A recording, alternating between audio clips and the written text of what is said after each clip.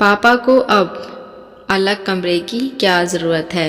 आज सुजाता को गए हुए 12 दिन भी नहीं हुए थे। घर में शौक का माहौल चल रहा था। तभी उनकी दोनों बहुएं पिंकी और पूजा अपने अपने पति अजय और विजय से कह रही थी कि अब तो मम्मी जी नहीं रहीं, पापा जी को अलग कमरे की क्या ज़रूरत है। वैसे भी मम्मी जी का कमरा इस घर में सबसे बड़ा और हवादार है।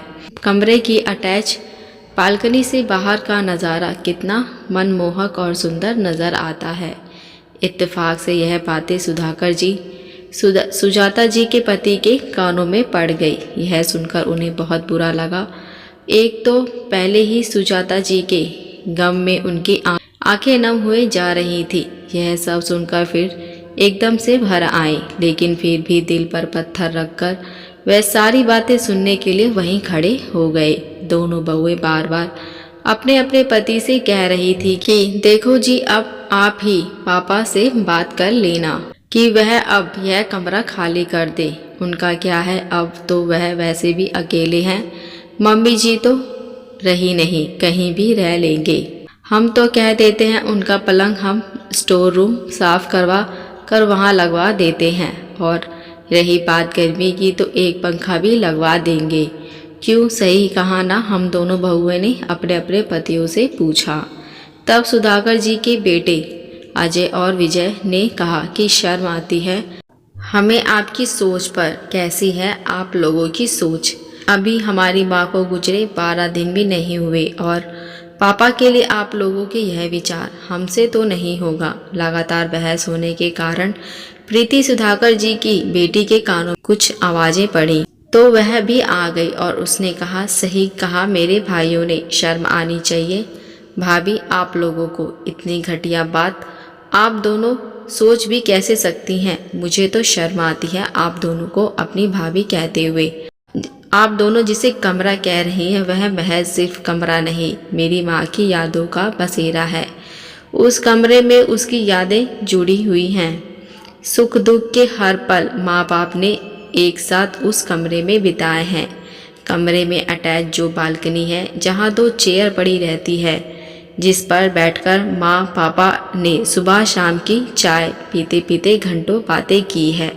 उस कमरे में उन्होंने जवानी से लेकर बुढ़ापे तक का सफ़र एक साथ बिताया नहीं बल्कि जिया है। जिस तरह पापा ने हम बच्चों को फूलों की तरह पाला है, उसी तरह अपने कमरे की बागवानी में जो पौधे लगाए हैं उन्हें अपने बच्चों की तरह सींचा है। उस कमरे में लगी हुई मम्मी की ड्रेसिंग टेबल, अलमारी और कमरे का एक एक कोना मेरी माँ की यादों से भरा हुआ है।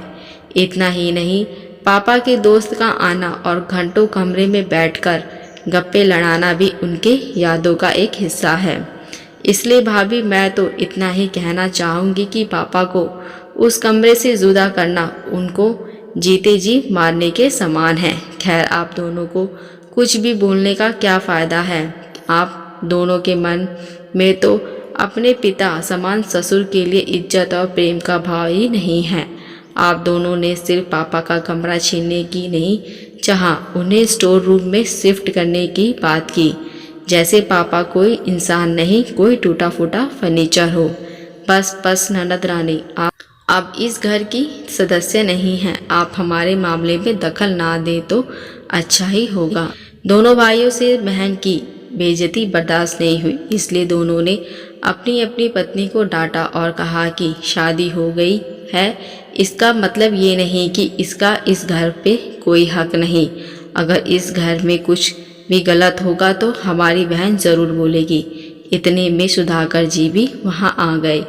सुधाकर जी ने अपने दोनों बेटे और बेटी को गले से लगा लिया। उन्होंने अपनी दोनों बहुओं से कहा, बेटा, तुम लोगों से मैं एक बात पूछना चाहता हूँ कि क्या मैंने या तुम्हारी सास ने कभी प्रीति या तुम लोगों में कोई फ़र्क किया?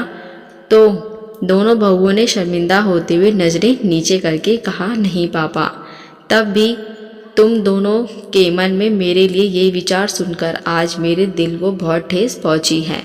मुझे बहुत दर्द हुआ है। तुम दोनों को कमरा ही चाहिए था तो एक बार बस मुझे बोलती, मैं वो कमरा तुम्हें खुशी खुशी दे देता। लेकिन तुम्हारा ये तरीका ठीक नहीं था कि माता पिता जब बूढ़े हो जाएं और इस्तेमाल के लायक ना हो तो उन्हें टूटे फूटे फर्नीचर की तरह कबाड़ के साथ उन्हें फेंक दो। आज मैं तुम दोनों से पूछता हूँ कि कल को जब तुम्हारी भाभी तुम्हारे माता पिता के साथ ऐसा व्यवहार करे, क्या तुम्हें बुरा नहीं लगेगा और तुम दोनों अपनी भाभीयों के बीच नहीं बोलोगी क्या? इसलिए प्रीति को भी बोलने का पूरा हक है। तुम दोनों इसके लिए उसे बेइज्जत नहीं कर सकती। एक बात और कहना चाहता हूँ कि हम जैसा बीज बोते हैं वैसा ही काटते हैं। आज जो तुम करोगी कल तुम्हारे साथ वैसा ही होगा। जो आज हमारा है कल तुम्हारा होगा। आशा करती हूँ ये कहानी आपको अच्छी लगी होगी। अगर अच्छी लगी हो तो मेरे चैनल को सब्सक्राइब ज़रूर करें। अब मिलते हैं नई कहानी के साथ। देखने और सुनने के लिए धन्यवाद।